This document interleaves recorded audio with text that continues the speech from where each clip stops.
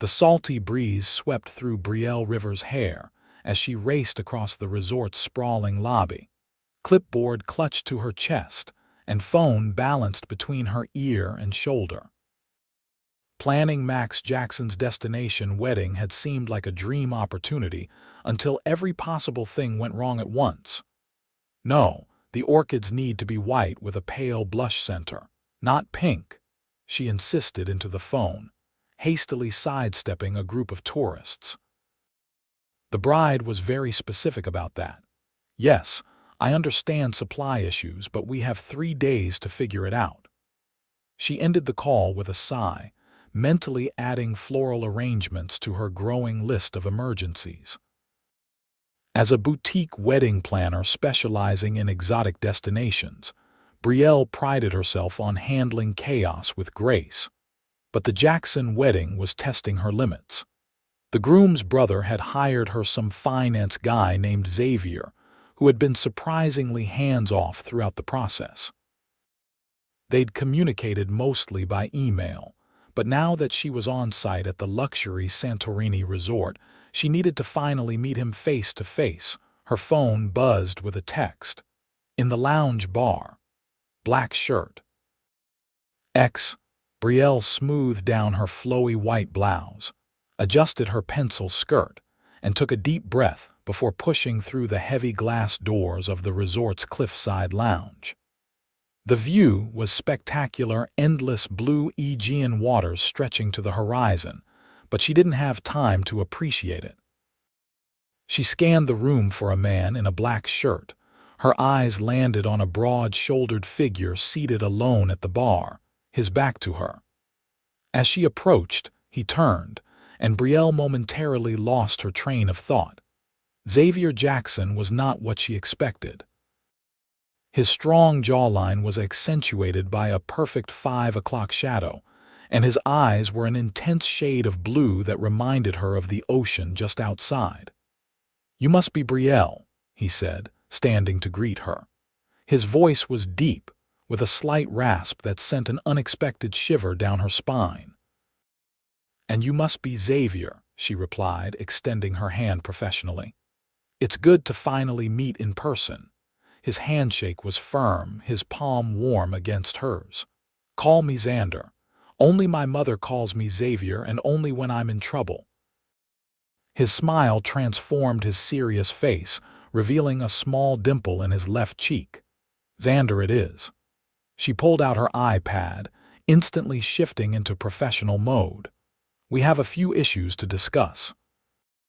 "The floral arrangements, before we dive into work, let me buy you a drink," he interrupted, gesturing to the empty seat beside him. "You look like you've had a long day."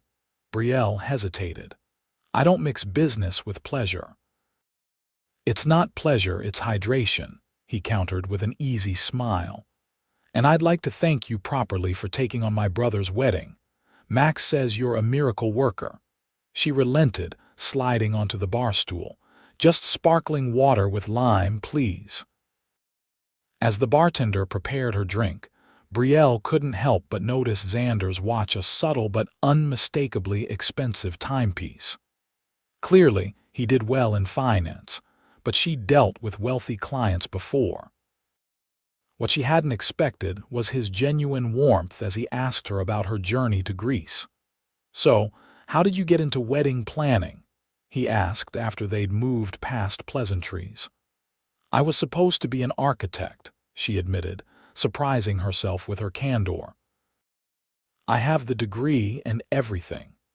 But after planning my best friend's wedding on a shoestring budget in Thailand, I discovered I had a knack for creating magical moments in unexpected places." "An architect turned wedding planner," he mused, those blue eyes studying her with interest. "That explains your attention to detail." "Speaking of details," Brielle redirected, pulling out her list of concerns. "We need to discuss the welcome dinner tomorrow night. The chef is insisting, Miss Rivers." A harried-looking resort employee appeared at her elbow. "There's an issue with the wedding suite. The bride and groom have arrived early and there's a problem with the plumbing." Brielle stood immediately. I'm so sorry, I need to handle this. Xander nodded. Go ahead, we'll catch up later. As she rushed away, Brielle couldn't shake the feeling that there was something different about Xander Jackson. Something beyond his good looks and expensive watch. But she didn't have time to dwell on it, she had a wedding to save. The plumbing issue turned into a full room reassignment, which cascaded into a seating chart nightmare as some guests had also arrived early. By the time Brielle had everything under control, the sun was setting over Santorini, painting the white buildings in golden hues. She was heading back to her room when she spotted a familiar figure on the infinity pool deck, silhouetted against the spectacular sunset. Xander was deep in conversation with another man tall, with sandy blonde hair. As she approached, Xander noticed her and waved her over. Brielle. Perfect timing. I want you to meet someone. The blonde man turned, and Brielle recognized him immediately from the photos. This was Max, the groom. But it was the other man standing with them who caught her attention. Dressed in casual linen pants and a crisp white shirt rolled at the sleeves, he radiated quiet confidence. Brielle, this is my brother Max, as you probably guessed, Xander said. And this is Nate Winters, Max's best man and my oldest friend. Nate stepped forward, his eyes a warm amber meeting hers with unexpected intensity. The famous wedding planner. Max hasn't stopped singing your praises. All deserved, I assure you, Brielle replied professionally, though something about his steady gaze made her heart beat a little faster. Nate just flew in from New York, Max explained. Private jet. Some of us have to slum it in first class. Brielle's eyebrows rose slightly. A private jet suggested serious money, but Nate didn't have the typical flashy demeanor she associated with the ultra-wealthy. His smile was genuine, his handshake firm but not domineering. First class is hardly slumming it, Nate said with a self-deprecating laugh. Besides, I had work to finish. The jet has better Wi-Fi. What kind of work do you do, Mr. Winters? Brielle asked, curiosity getting the better of her. Just Nate, please. I'm in real estate development. His answer was simple, offering no hint of his obvious success. Before she could inquire further, her phone rang the florist again. Excuse me, I need to take this. As she stepped away to handle the call, Brielle felt Nate's eyes following her. There was something about him, a quiet intensity that intrigued her. But she quickly pushed the thought aside. She was here to work, not to be distracted by handsome groomsmen, no matter how wealthy they might be. The welcome dinner the following evening was a triumph, despite the last-minute challenges. Set on a private terrace overlooking the caldera, the space was transformed with thousands of twinkling lights and arrangements of local wildflowers. Brielle moved through the crowd of 60 guests, ensuring everything ran smoothly while remaining as unobtrusive as possible. You've outdone yourself, a voice said behind her. She turned to find Nate holding 2 glasses of champagne, offering one to her. I'm working, Mr. Winters. It's a celebration, he countered. And I promised Max I'd make sure his wedding planner took at least one moment to enjoy her handiwork. Reluctantly, she accepted the glass. One sip then. One sip, he agreed, his eyes crinkling at the corners when he smiled. Though I have to warn you, I'm very persuasive when I want to be. I'm sure that serves you well in real estate, she replied, taking the promised sip. The champagne was exquisite, effervescent bubbles dancing on her tongue. Sometimes, he acknowledged. Though I find honesty works better in the long run. Is that so? She found herself genuinely curious. When you build something, it needs to stand on a solid foundation, he said simply. Same with relationships, business or otherwise. There was a depth to his words that suggested he wasn't just making small talk. Before she could respond, the bride's sister approached, needing assistance with a seating arrangement. Duty calls, Brielle said, handing back her barely touched champagne. It always seems to when we're talking, Nate observed. I'm beginning to take it personally. She surprised herself by laughing. Don't. It's just the nature of destination weddings, constant fires to put out. Then I'll have to be more strategic about catching you between fires, he said, and the promise in his voice sent an unexpected thrill through her. Throughout dinner, Brielle was too busy to socialize, but she found herself repeatedly aware of Nate's presence across the terrace. Once or twice she caught him watching her, his expression thoughtful rather than intrusive. When the speeches began, she positioned herself near the kitchen entrance, clipboard in hand, mentally checking off each planned moment. Xander's best man speech was surprisingly heartfelt, revealing a deep bond between the brothers that touched Brielle more than she expected. When Nate rose to offer his own toast, his charisma was immediately evident. I've known Max since we were 7 years old, Nate began, his voice carrying effortlessly across the terrace. He was the first friend I made when my family moved to Boston, and he's remained the most loyal.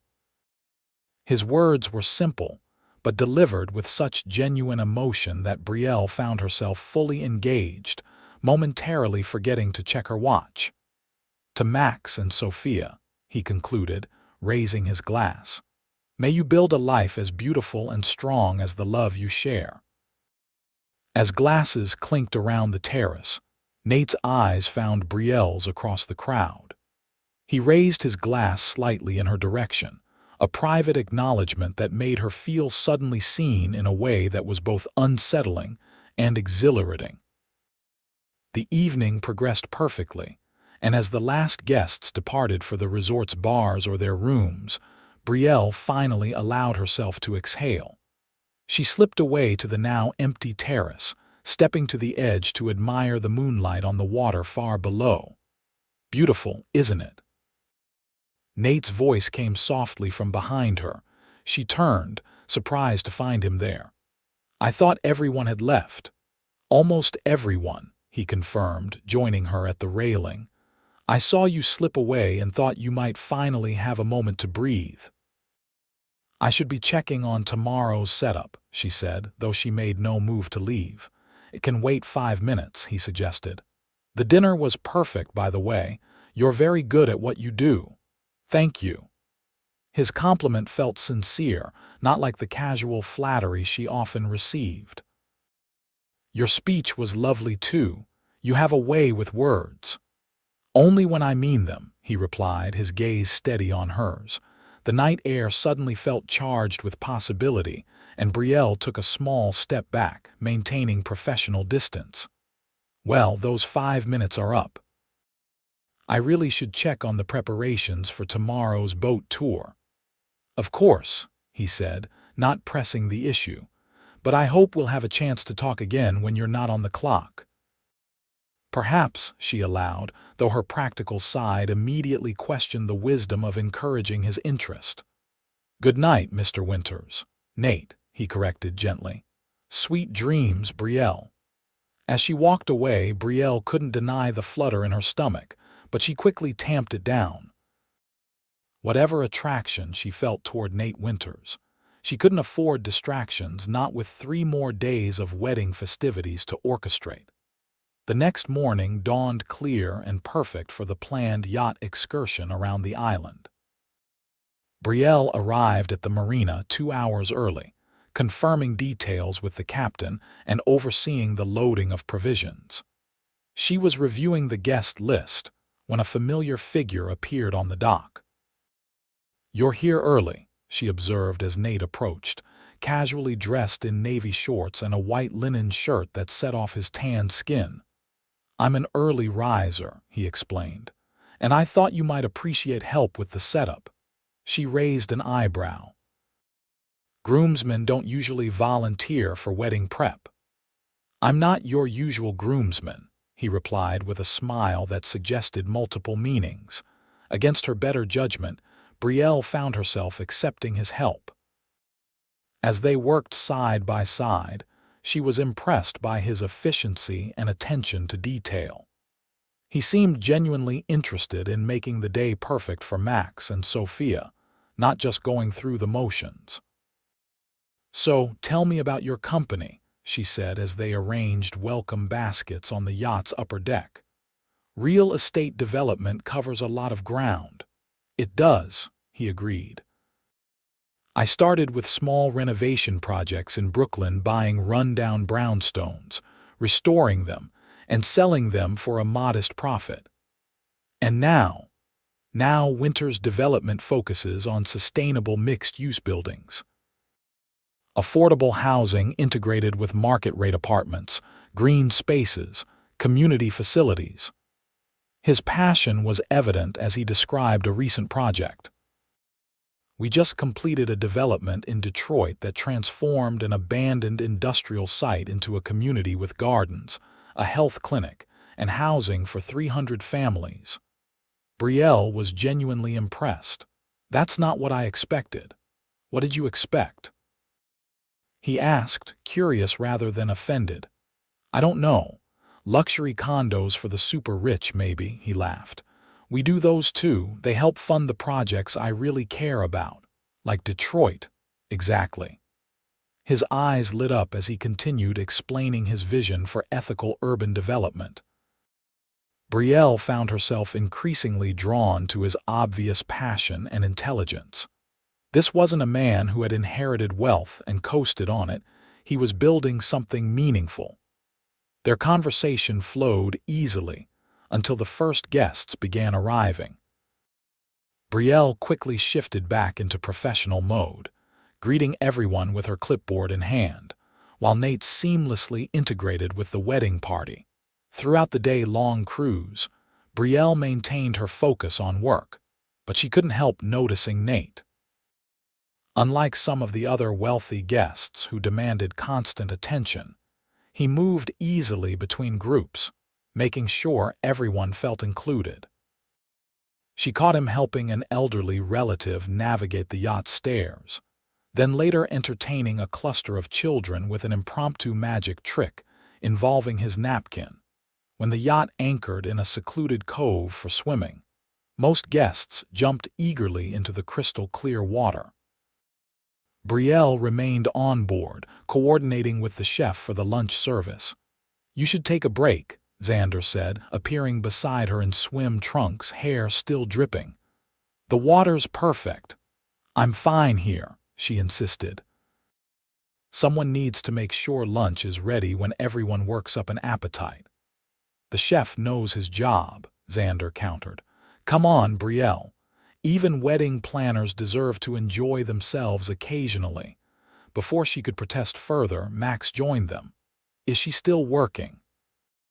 "Sophia will be disappointed. She specifically said she wanted you to have fun today." Caught between the brothers' expectant looks, Brielle reluctantly conceded. "Fine. 15 minutes." She changed quickly in the yacht's cabin, donning the simple black one-piece swimsuit she'd packed as an afterthought. When she emerged onto the deck, she hesitated, suddenly self-conscious about joining the guests in such an informal setting. "Perfect timing," Nate said, climbing back aboard from the swimming platform. Water glistened on his shoulders, and Brielle momentarily lost her train of thought at the sight of his athletic build. "I was just about to explore that small cave around the rocks. Care to join me?" The invitation was casual, his expression open. After a moment's hesitation, she nodded. "Sure, why not?" They swam side by side toward the rocky outcropping, Nate matching his pace to hers. The water was remarkably clear, schools of small fish darting beneath them as they made their way to the cave entrance. "It's beautiful," Brielle gasped as they entered the small grotto. Sunlight filtered through an opening in the ceiling, creating dappled patterns on the azure water. "Worth taking that break?" Nate asked, treading water beside her. "Definitely," she admitted, allowing herself to float on her back, staring up at the rocky ceiling. "I haven't done anything like this in ages." All work and no play. My work is other people's play, she pointed out. But yes, I tend to focus on business. What would you do if you weren't working right now? If you were just on vacation in Santorini? The question caught her off guard. I don't know. Explore the villages, maybe. Visit the archaeological sites. I studied ancient architecture in college. That's right. You were going to be an architect, he remembered. What changed your mind? Reality, she said with a small laugh. The job market crashed just as I graduated. Wedding planning was supposed to be temporary while I looked for a real job, but I discovered I loved it. Creating perfect moments instead of perfect buildings. Something like that, she agreed, surprised by how well he understood. Though I still design custom structures for some weddings, pergolas, platforms, specialized seating arrangements. So you use your training after all. I never thought of it that way, but yes. She smiled, genuinely pleased by his observation. They swam in comfortable silence for a few minutes, the only sound the gentle lapping of water against the cave walls. We should head back, Brielle said eventually. Lunch will be starting soon. As they swam toward the yacht, she felt more relaxed than she had in days, perhaps longer. There was something about Nate that put her at ease, despite his wealth and status. He treated her as an equal, showing genuine interest in her thoughts and experiences. For the remainder of the cruise, Brielle maintained her professional demeanor, but she was aware of a subtle shift.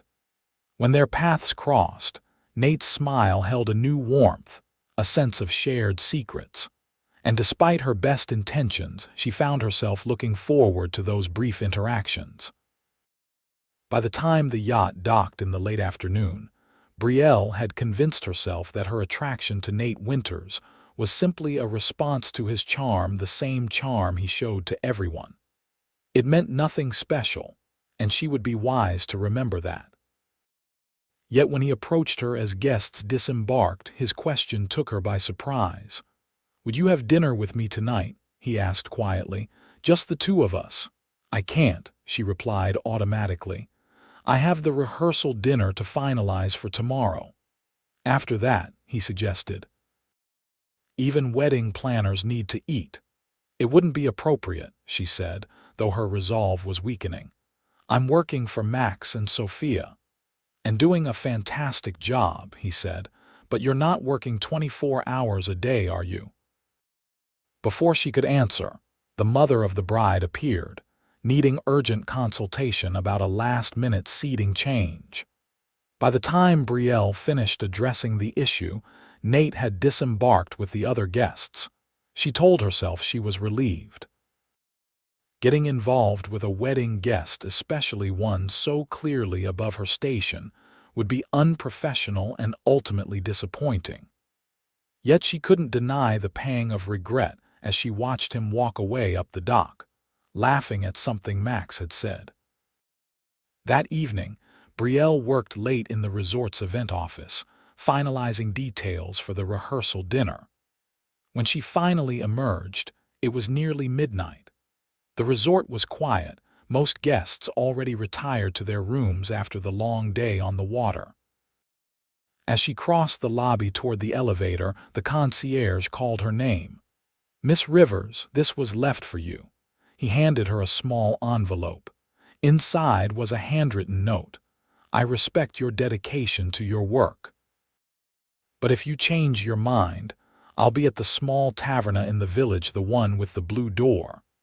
They make the best moussaka on the island, and the owner promised to stay open late.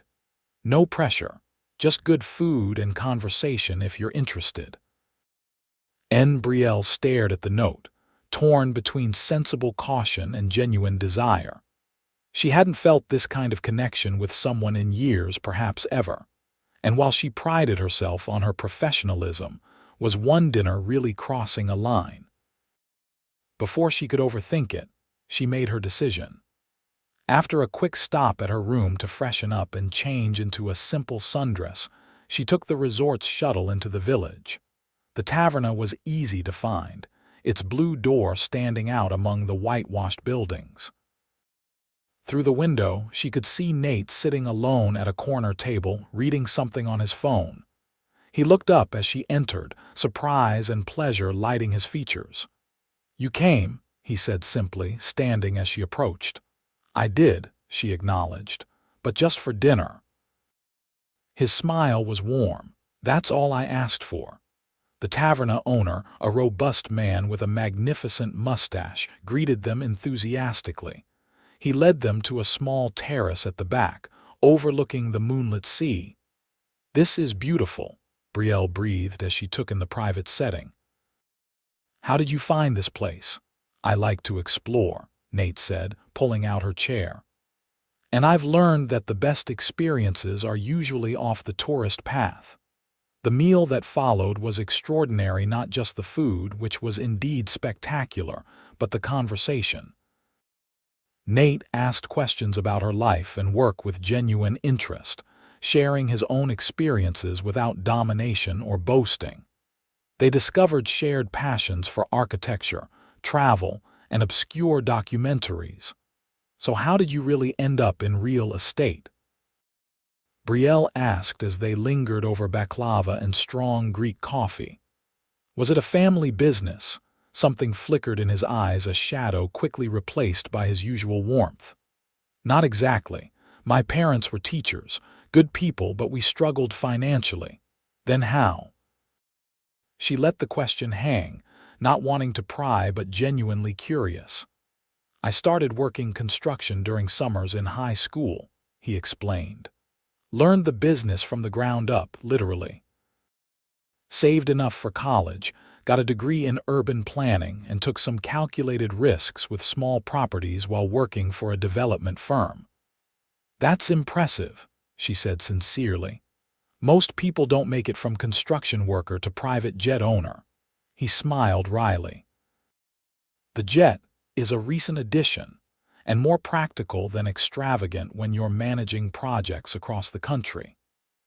As he described his journey, the early failures, the lessons learned, the gradual building of his company, Brielle was struck by his humility. He spoke of his success as the result of hard work and good fortune rather than personal brilliance, though she suspected the latter played a significant role. "What about you?" he asked. "Where do you see your business going, honestly?" "I'm at a crossroads," she admitted, surprising herself with her candor. "I love what I do, but the constant travel is wearing me down. I've been thinking about opening a design studio focusing on creating custom spaces for events rather than managing every detail of the execution." "That sounds perfect for you," he said thoughtfully. "Combining your architectural training with your eye for creating memorable experiences." The fact that he immediately understood her vision touched her deeply. For the rest of the evening, they talked about dreams and possibilities, the conversation flowing as naturally as the Aegean below them. When they finally noticed the time, it was well past 2 in the morning. "I should get back," Brielle said reluctantly. "Tomorrow is going to be busy with the rehearsal and dinner." Nate insisted on walking her to the resort shuttle stop, though the village streets were perfectly safe. As they walked in comfortable silence, his hand occasionally brushed against hers, sending small electric currents up her arm. At the shuttle stop, Brielle turned to thank him for the evening. Before she could speak, he gently tucked a strand of hair behind her ear, his fingers lingering against her cheek. "I've never met anyone quite like you, Brielle Rivers," he said softly. "Professional on the outside, passionate underneath." Her heart hammered in her chest as he leaned closer, his intention clear. At the last moment, she turned her head slightly, so his kiss landed on her cheek rather than her lips. "I had a wonderful time," she said, stepping back slightly. "But I think we should keep things professional until after the wedding." Disappointment flickered in his eyes, but he nodded. "I understand. But for the record, my interest in you has nothing to do with this wedding and everything to do with you." The shuttle arrived before she could respond. As it carried her back to the resort, Brielle found herself torn between excitement and anxiety. Nate Winters was unlike anyone she'd ever met, successful yet grounded, confident yet considerate. But she'd learned from hard experience that mixing business with pleasure rarely ended well, and the gulf between their worlds was vast. Still, as she drifted to sleep that night, it was Nate's smile that followed her into her dreams. The rehearsal the next day went flawlessly, despite Brielle's lack of sleep. She maintained strict professionalism, treating Nate exactly as she did the other members of the wedding party. If anyone noticed the subtle current of awareness between them during the practice run, they gave no indication. Only once, as the group dispersed to prepare for the rehearsal dinner, did Nate manage a private word. "No regrets about last night, I hope?" he asked quietly. "None," she assured him with a small smile. But we're keeping things professional until after the wedding," he finished for her. "I remember. Thank you for understanding," she said sincerely. "I'm a patient man, Brielle." His eyes held a promise that made her breath catch. "Especially when something matters." Before she could process his words, the bride's mother called her away to discuss a seating arrangement, and the moment was gone. The rehearsal dinner that evening was a sophisticated affair held in the resort's rooftop restaurant. Brielle had transformed the space with hanging lanterns and arrangements of local olive branches and wildflowers. As guests mingled during the cocktail hour, she remained vigilant, handling small issues before they could become problems. When dinner was served, she retreated to a small table at the edge of the terrace, where she could observe without intruding. To her surprise, Xander approached, champagne flute in hand. "You've outdone yourself again," he said, gesturing at the beautifully arranged space. "My brother chose well when he hired you." "Thank you," she replied, pleased by the compliment. "May I join you for a moment? I wanted to ask your opinion on something." Curious, she nodded, and he took the seat beside her. "I've noticed my friend Nate seems quite taken with you," Xander said without preamble. Brielle maintained her composure despite her surprise at his directness. "Mr. Winters has been very kind." "Kind isn't the word I'd use," Xander said with a knowing smile. "Captivated is more accurate." "I'm not sure what you're suggesting," she said carefully. "I'm not suggesting anything," he assured her, "just making an observation. Nate is one of the good ones, you know, despite his success." "I'm aware of that," she acknowledged. "But I'm here to work, not to pursue personal relationships." Xander studied her for a moment. "Fair enough. Though for what it's worth, I've known Nate since we were kids. I've never seen him look at anyone the way he looks at you." Before she could formulate a response, he was called away to join a toast. Brielle remained at her table, unsettled by his comments. Was her attraction to Nate really so obvious? And more importantly, was his interest in her genuinely as serious as Xander suggested? She didn't have time to dwell on these questions as the evening progressed. There were speeches to coordinate, dessert service to oversee, and 1,000 small details requiring her attention. It was nearly midnight when the dinner finally wound down, guests gradually departing for their rooms or the resort's bars. Exhausted but satisfied, Brielle was gathering her belongings when Nate appeared at her side. "Walk with me," he asked simply. She hesitated, then nodded. "Just for a few minutes." They strolled in comfortable silence through the resort's gardens, the scent of jasmine heavy in the night air. Fairy lights twinkled in the olive trees, creating a magical atmosphere. "Everything was perfect tonight," Nate said eventually. "You have a remarkable talent for creating moments people will remember forever." "That's the goal," she replied. "Though tonight was relatively simple compared to tomorrow." "Ah yes, the main event," he smiled. "Are you ready?" "As ready as possible." There are always last-minute surprises, but that's part of the job. They reached a small stone bench overlooking the caldera. By unspoken agreement they sat, gazing out at the moonlight playing on the dark water below. "Your brother mentioned something interesting earlier," Brielle said after a moment. "Xander tends to say whatever comes to mind," Nate replied with a rueful smile. "What was it this time?" "He suggested that you're interested in me." Nate turned to face her fully, his expression serious. "Is that surprising?" "A little," she admitted. "Men like you don't usually men like me," he interrupted gently. She gestured vaguely. "Successful, wealthy, you could have anyone." "I don't want anyone," he said simply. "I find myself wanting you." The directness of his statement took her breath away. "We barely know each other." "True," he acknowledged. "But what I know I admire greatly, your intelligence, your creativity, your work ethic.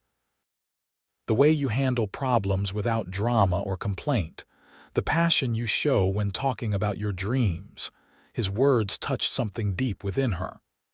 "Nate, you don't need to say anything now," he said softly. "The wedding is tomorrow and you need to focus. I understand that. But afterward, when your professional obligations are fulfilled." He left the sentence hanging, a question in his eyes. "Afterward we could talk," she conceded, her heart racing. "But I should warn you, I'm not looking for a vacation fling." His smile was slow and genuine. "Neither am I, Brielle." "Neither am I." The weight of his words hung between them, full of possibility. For a breathless moment, Brielle thought he might kiss her. Instead, he stood and offered his hand to help her up. "You should get some rest," he said. "Tomorrow's your big day too, in a way." As they walked back toward the main building, his hand found hers, fingers interlacing naturally. The simple contact sent warmth spreading through her entire body. At the elevator, he released her hand reluctantly. "Sweet dreams, Brielle," he said softly. "Good night, Nate," she replied, stepping into the elevator. As the doors closed between them, Brielle leaned against the wall, her mind whirling. What was happening between them felt significant, despite the brevity of their acquaintance. For the first time in years, she found herself contemplating possibilities beyond work. But first, she had a wedding to execute perfectly. The day of Max and Sophia's wedding dawned clear and beautiful. Brielle was up before sunrise, reviewing final details and coordinating with vendors. By the time guests began gathering for the late afternoon ceremony, every element was in place, the flower-adorned arch positioned perfectly against the Aegean backdrop, musicians tuned and ready, champagne chilling for the post-ceremony toast.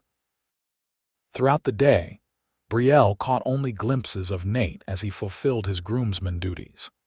He looked devastatingly handsome in his tailored suit, his usual ease temporarily replaced by a touching solemnity as he stood beside his childhood friend during the emotional ceremony. When the bride and groom exchanged their vows, Brielle found herself unexpectedly moved. Though she had witnessed countless weddings, something about the genuine love between Max and Sophia, and perhaps her own emotional state, left her blinking back tears. Across the aisle, she caught Nate watching her, his expression tender. He offered a small, private smile that seemed to say he understood exactly what she was feeling. The reception that followed was everything Brielle had envisioned when planning, elegant yet relaxed, with the stunning Santorini sunset providing a natural backdrop as guests dined on local specialties and danced under the stars. She moved efficiently through the crowd, handling small issues before they could disrupt the celebration. It was nearly midnight when the bride and groom departed amid a shower of flower petals. As guests continued celebrating, Brielle slipped away to the quiet office space she'd been using, needing a moment to sit down after being on her feet for nearly 18 hours. She was reviewing her final checklist when a knock sounded at the door. Nate entered, carrying 2 flutes of champagne. "You did it," he said, offering her a glass. "The perfect wedding." "It went well," she agreed, accepting the champagne with a tired smile. "A few hiccups, but nothing the guests would notice." "That's because you handled everything so smoothly." He loosened his tie and took the seat across from her desk. "I saw you redirect the flower girl when she got stage fright, fix Sophia's train just before the photos, and somehow managed to get the best man's spilled wine out of the tablecloth in record time." "You were watching me pretty closely," she observed, taking a sip of the excellent champagne. "I find it hard to look anywhere else when you're in the room," he admitted simply. The honesty in his voice made her heart skip. "Nate, your professional obligations are officially fulfilled," he reminded her gently. "We said we'd talk afterward." "We did," she acknowledged. "But I'm not sure what there is to say. I live in New York. You're based in Boston," he supplied. "Though I have offices in New York, Chicago, and San Francisco.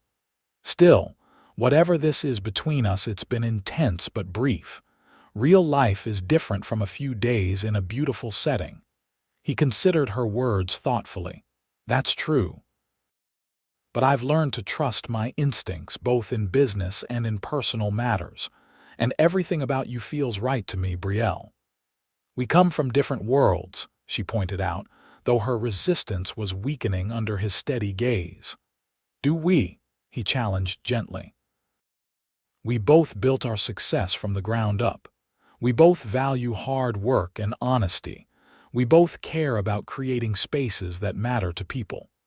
Put that way, their commonalities did seem to outweigh their differences. "What are you suggesting?" she asked finally. "Let me take you to dinner when we're back in New York," he said simply. "No pressure, no expectations. Just a chance to see if what we've started here could grow into something more." The reasonableness of his request disarmed her final defenses. "I'd like that," she admitted. His smile was radiant. "Good." They sat in companionable silence for a moment, sipping their champagne. Then Nate stood and offered his hand. "Dance with me," he asked. "The band is still playing, and you deserve to enjoy at least a little of this beautiful event you created." She hesitated only briefly before placing her hand in his. "One dance," she agreed. He led her back to the now thinning reception, where the band was playing a slow, romantic melody. As they moved onto the dance floor, Nate drew her into his arms, one hand at her waist, the other holding hers against his chest. "I've been wanting to do this all day," he murmured, his breath warm against her ear. Brielle allowed herself to relax into his embrace, the solid warmth of his body against hers both comforting and exhilarating. They moved together as if they'd danced 100 times before, finding an easy rhythm that felt natural and right. "You're full of surprises, Mr. Winters," she said softly. "I wouldn't have pegged you for such a good dancer." "My mother insisted on lessons," he replied with a smile she could feel against her hair. "Said no son of hers would embarrass himself at social functions. Smart woman." "She was," he agreed, a hint of sadness in his voice that told Brielle his mother was no longer living. As the song ended, neither made a move to separate. The band seamlessly transitioned to another slow number, and they continued dancing, lost in the moment and each other. It was only when the band announced their final song that Brielle realized they had danced for nearly an hour, talking softly about everything and nothing: childhood memories, favorite books, dreams for the future.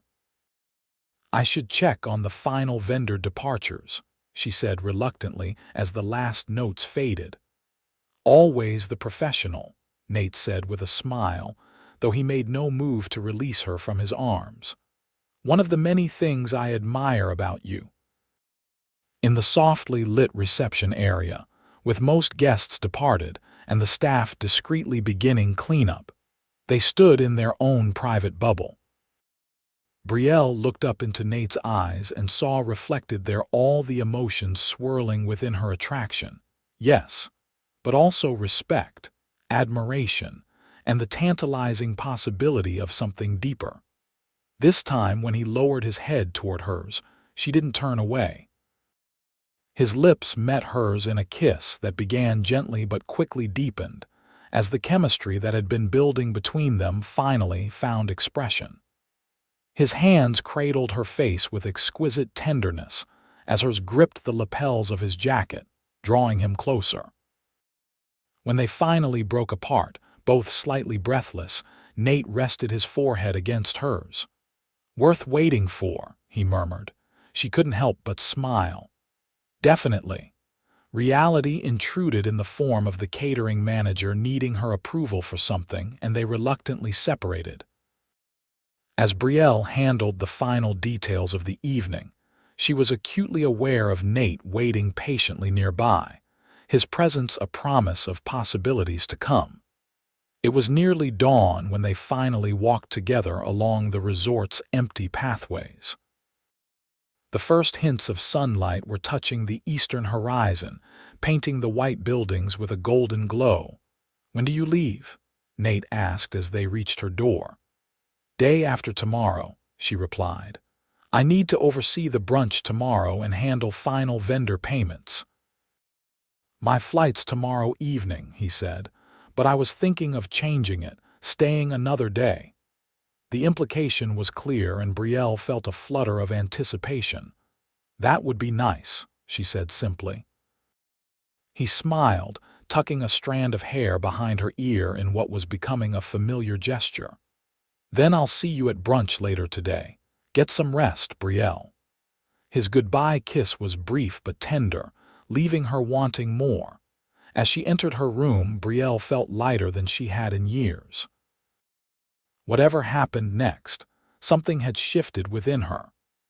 Nate Winters had awakened possibilities she had long ago filed away as unlikely, the chance for a relationship that complemented rather than competed with her professional ambitions.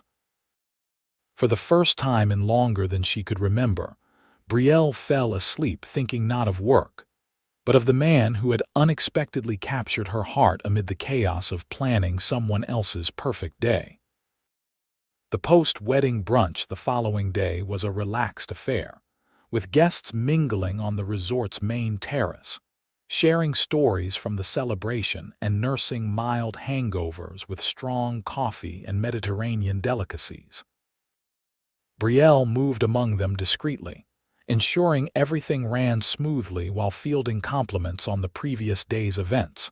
She was discussing departure arrangements with the mother of the bride when Nate appeared at her side, looking refreshed despite their late night. "Miss Rivers," he said formally, though his eyes held a warmth visible only to her. "When you have a moment, Max and Sophia would like to speak with you."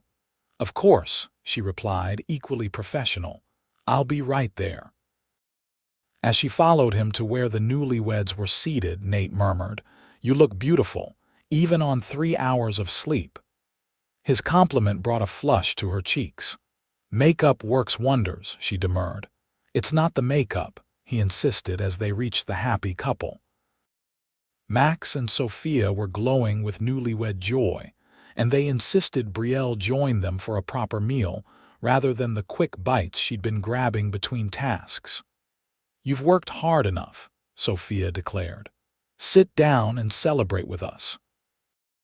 Unable to refuse the bride, Brielle acquiesced, finding herself seated between Nate and Xander at the family table.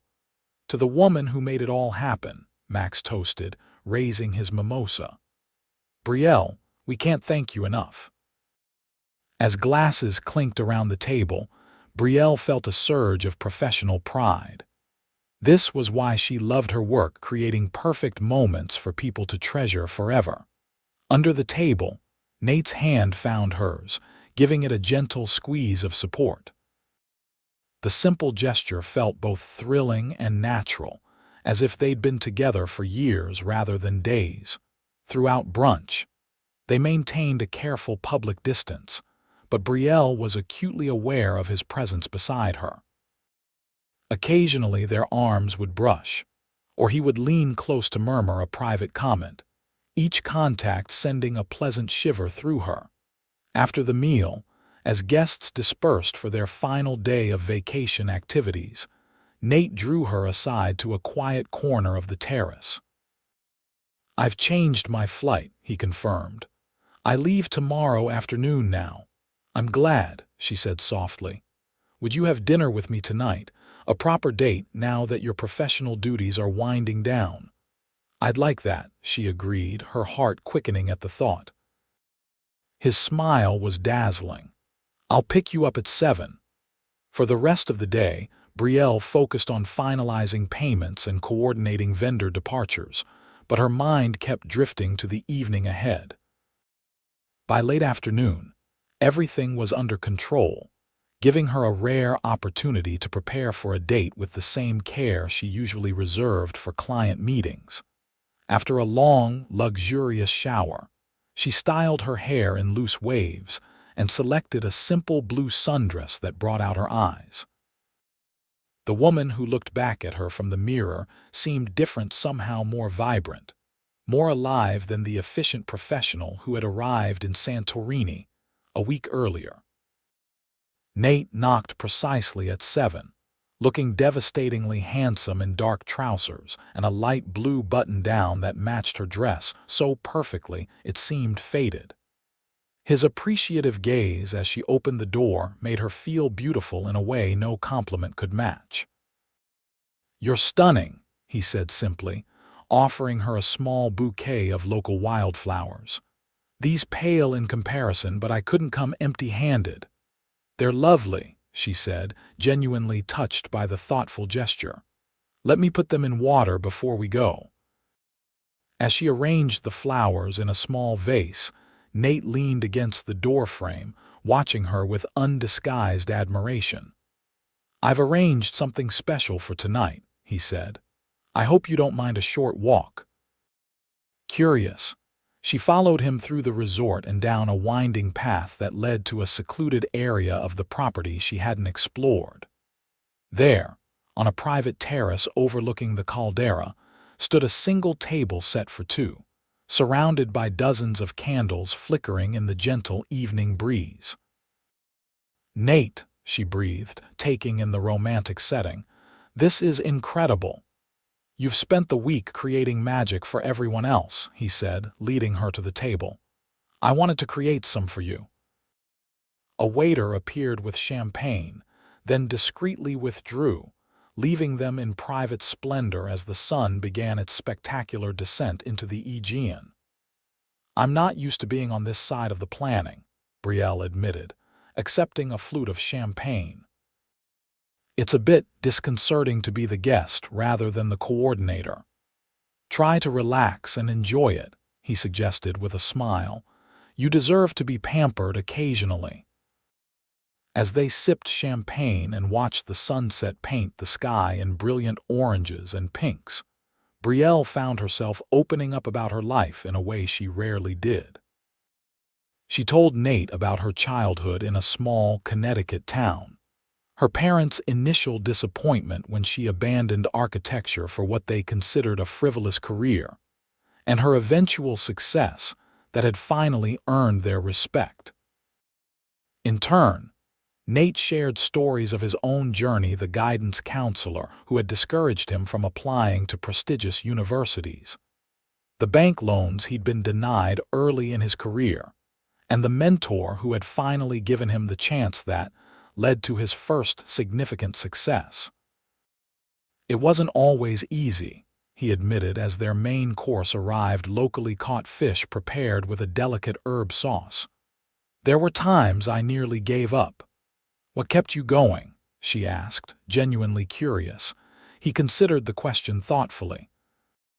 "Partly stubbornness," he said with a self-deprecating smile, "but mostly the belief that I was building something worthwhile, creating spaces that would matter to the people who lived and worked in them." His passion resonated deeply with Brielle. "That's how I feel about what I do," she said. It's not just about pretty decorations or fancy food. It's about creating experiences that become part of people's life stories. Exactly, he agreed, his eyes warm with understanding. We're both in the business of making memories in our own ways. As dinner progressed to dessert, a decadent baklava served with local honey and fresh berries, their conversation shifted to more personal territories. "Have you ever been married?" Brielle asked, the champagne making her bolder than usual. "No," Nate replied. "I've had serious relationships, but never found someone who fit into my life completely. My work schedule is demanding and I travel constantly. Most women eventually tired of competing with my company for attention." "I can understand that," she said sympathetically. "My last relationship ended because he couldn't handle my dedication to my clients, said I cared more about strangers' weddings than building our future together." "Was he right?" Nate asked gently. She considered the question honestly. "Partly," she admitted. "I do tend to lose myself in my work. But he also never really understood why it mattered to me. He saw it as a job, not a calling." "I understand," Nate said, reaching across the table to take her hand. "When you build something from nothing, it becomes part of you. You can't separate yourself from it completely." His understanding touched her deeply. "Exactly." As the stars emerged in the clear night sky, they found themselves talking about dreams neither had shared with anyone else, her secret desire to design a boutique hotel someday. His hope of eventually creating a foundation to fund affordable housing initiatives. "We should collaborate," Nate suggested, only half joking. "Your design sensibility combined with my development experience could create something extraordinary." The ease with which he included her in his future plans both thrilled and frightened Brielle. "You move fast, Mr. Winters," she said lightly, though her heart was racing. "When I recognize something valuable," he replied, his gaze intense. "And you, Brielle Rivers, are the most valuable discovery I've made in a very long time." After dinner, they walked along the resort's cliffside path, the moon casting a silver path across the dark water below. When they reached a small, secluded lookout point, Nate pulled her gently into his arms.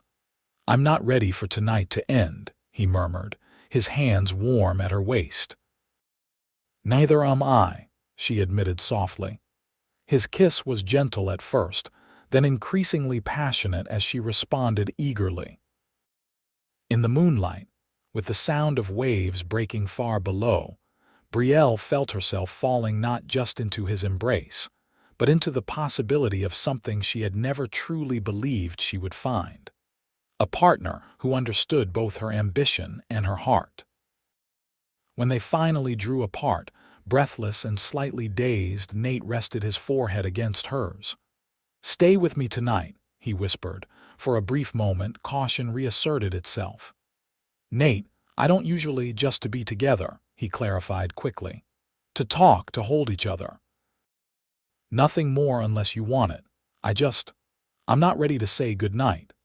The vulnerability in his voice touched her deeply.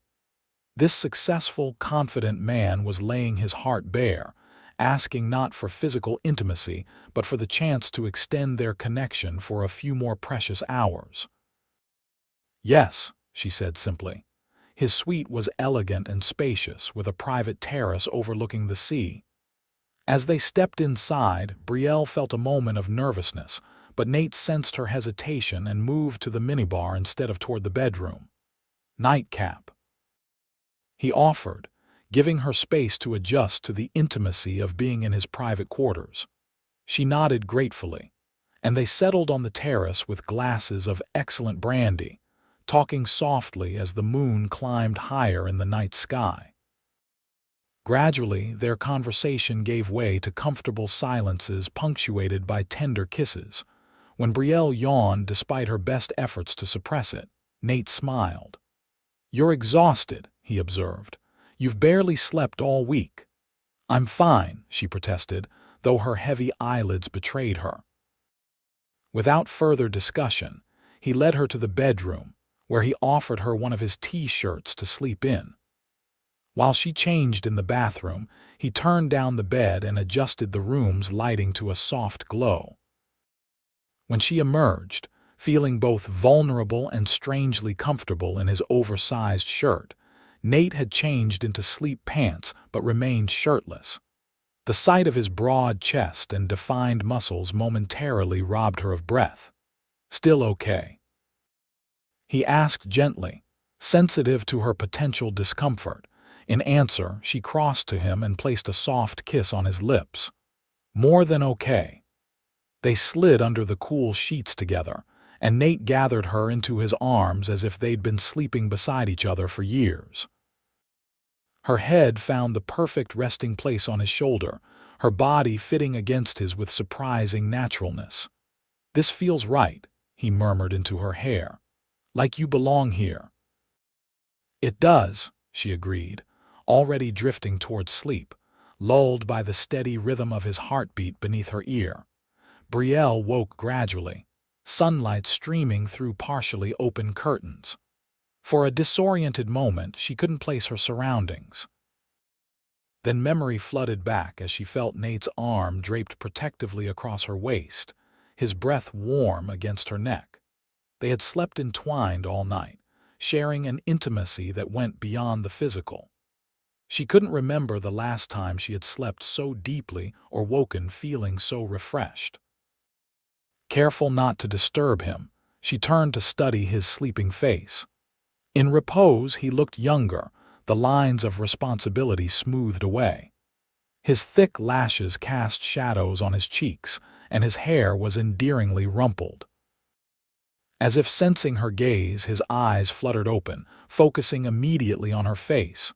His smile was slow and genuine, filled with such tenderness that her heart contracted painfully in her chest. "Good morning," he murmured, voice husky with sleep. "Good morning," she replied softly. "No regrets?" he asked, a hint of vulnerability in the question. In answer, she leaned forward and kissed him gently. "None."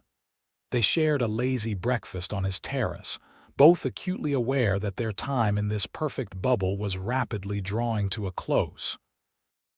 Their flights were scheduled for that afternoon, his to Boston, hers to New York. "I meant what I said about dinner in New York," Nate said as they lingered over coffee. "This doesn't end when we leave Santorini." "I'd like that," Brielle replied, though a small part of her worried that the magic they'd found might not survive in the real world of deadlines and responsibilities. As if reading her thoughts, he reached across the table to take her hand. "I know what you're thinking," he said gently. "That this is just a vacation romance, that it won't feel the same back home." She nodded, surprised by his perception. "I can't promise it will be easy," he continued. "We both have demanding careers, complicated schedules, but I know what I feel for you is real, Brielle. Worth fighting for, worth figuring out the logistics." His certainty bolstered her own growing conviction that what they had found was rare and precious. "We'll make it work," she said, squeezing his hand. "One day at a time." They spent their remaining hours together walking the resort grounds, making plans for when they returned stateside. Nate had projects in New York that would bring him to the city regularly, and Brielle admitted she had been considering opening a second office in Boston to expand her business. "See, it's already working out," he teased, though they both knew the reality would be more complicated than their optimistic planning suggested. When the time came for Nate to leave for the airport, their goodbye was bittersweet. Standing in the privacy of his suite, he held her close, his forehead pressed to hers. 10 days, he murmured, referring to their planned dinner in New York. "It's not so long." "It feels like forever," she admitted, already missing him though he was still in her arms. His kiss was deep and thorough, as if trying to imprint the memory of her upon his soul. "This is just the beginning, Brielle. I promise you that." As she watched his car disappear down the resort's winding driveway, Brielle felt a curious mixture of sadness and hope. Whatever happened next, Nate Winters had changed her in some fundamental way, awakening possibilities she had long ago set aside as impractical dreams. Her own departure a few hours later was quieter, without the emotional farewell. As the plane lifted off from the small Santorini airport, she gazed down at the spectacular island that had hosted not only a perfect wedding, but also the unexpected beginning of what might become her own love story. The 10 days until their planned reunion passed both agonizingly slowly and surprisingly quickly. They spoke daily, sometimes brief check-ins, other times long conversations that stretched late into the night. Nate sent flowers to her office, and she mailed him a sketch she'd made of the taverna with the blue door, where they'd shared their first real dinner. When the day finally arrived, Brielle found herself uncharacteristically nervous as she prepared for their date. Nate had been mysterious about the plans, telling her only to dress casually but nicely. The doorbell of her Manhattan apartment rang precisely at 7. When she opened it, the sight of Nate standing there, not a memory or a voice on the phone but real and solid, made her heart skip several beats. He looked even more handsome than she remembered, in dark jeans and a charcoal sweater that emphasized his broad shoulders. "You're really here," she said softly, drinking in the sight of him. "I am," he confirmed, stepping forward to gather her into an embrace that felt like coming home. "God, I've missed you." His kiss was hungry, full of the longing that had built during their separation. When they finally broke apart, both slightly breathless, his eyes were dark with desire and something deeper that made her pulse race. "If we don't leave now," he murmured, "we might not leave at all." The thought was tempting, but Brielle was curious about his plans. "Where are we going? You'll see," he said with a mysterious smile, offering his arm. A sleek town car waited at the curb, the driver opening the door as they approached. To Brielle's surprise, instead of heading into Manhattan, they drove toward Brooklyn. When they reached the Brooklyn Heights promenade, the driver stopped. "A walk before dinner," Nate explained, leading her onto the famous promenade with its spectacular views of the Manhattan skyline. As they strolled arm in arm, the city lights twinkling across the water, Nate pointed out various buildings. "That one's mine," he said, indicating a sleek tower near the southern tip of Manhattan. "And that one," he added, gesturing toward a more modest but beautifully designed building in the financial district. "They're beautiful," Brielle said sincerely, seeing his work with new eyes now that she understood the passion behind it. They walked to the end of the promenade and back, talking easily about their days since Santorini, the reality of being together again even more satisfying than the anticipation had been. When they reached a certain point, Nate stopped, turning to face the skyline. "This is where I stood 20 years ago," he said quietly, "when I first came to New York as a 19-year-old construction worker. I looked at those buildings and promised myself that someday I'd build something that would stand among them." The personal significance of the location touched Brielle deeply. That he would share this moment, this memory with her, spoke volumes about what she meant to him. "And you did," she said softly. "You built something remarkable." "I'm still building," he replied, turning to face her fully. "Not just structures, but a life, and I'm hoping you might consider being part of that life, Brielle." Her heart hammered in her chest at the sincerity in his voice. "I think I'd like that very much," she said simply. His smile was radiant as he leaned down to kiss her, the Manhattan skyline providing a backdrop as spectacular as the Santorini sunset where they had begun their journey. Dinner was at a small, exclusive restaurant overlooking the water, where the chef greeted Nate personally and led them to a private table. As they enjoyed exquisite food and wine, their conversation flowed as naturally as it had in Greece, but with a new depth born of the realization that what they had found was not just a vacation romance, but the beginning of something real and lasting. "I have a confession to make," Nate said as they lingered over dessert. "I've known who you were since before Max's wedding." Surprised, Brielle set down her fork. "What do you mean?" "About a year ago, I attended a wedding you planned for one of my business associates," he explained. "I was impressed by the event but didn't meet the planner responsible. Later, when Max mentioned hiring you for his destination wedding, I recognized your company name." "So you knew who I was in Santorini from the beginning," he nodded. "I was intrigued before I even met you. But nothing could have prepared me for the reality of Brielle Rivers in person." "Is that why you were so friendly from the start?" she asked, trying to process this new information. "I was friendly because you fascinated me," he said simply. "Professional, creative, determined, and completely unaware of who I was beyond Max's friend." "What do you mean, who you were?" Brielle asked, confused. Nate looked slightly embarrassed. "My company is fairly well known in certain circles.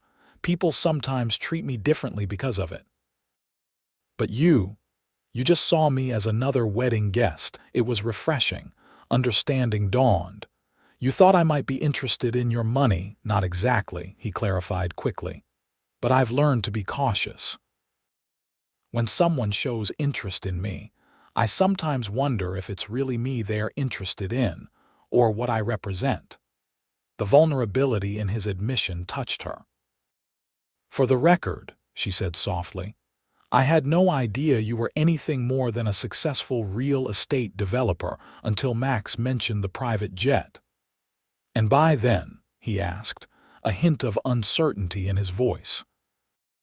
"By then, I was already falling for the man who swam with me to a sea cave and talked passionately about ethical urban development," she said honestly. "Your bank account had nothing to do with it." Relief and joy spread across his features. "That's why I'm falling in love with you, Brielle Rivers. You see the real me, not the balance sheet." His casual declaration of love sent a shock wave through her system. "Falling in love," she repeated softly. "Completely, irrevocably," he confirmed, reaching across the table to take her hand. "Is that moving too fast?" Brielle considered the question seriously. In normal circumstances, a declaration of love after such a brief acquaintance might seem premature, but nothing about their connection had followed a conventional timeline. "No," she said finally, "it's not too fast. Because I'm falling in love with you too, Nate Winters." The joy that illuminated his face was worth any lingering doubts she might have harbored.